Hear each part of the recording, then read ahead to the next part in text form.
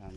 Pagkatapos may soksok yung suction hose kung tawagin, syempre para walang singaw ay tatalian ng goma.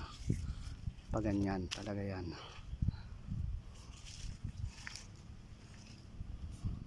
So ginagamit ito sa patubig sa maisan, katulad niyan. Mais yan, no? Ayan, mais yan. So yan ang patutubigan. Kailangan na ang mais ang patubig. Ayan, lahat yan, napakalawak ng maisan dito.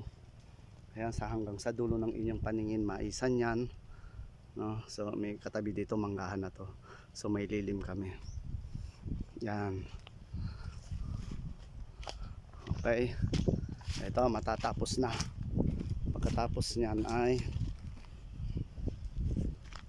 pause na.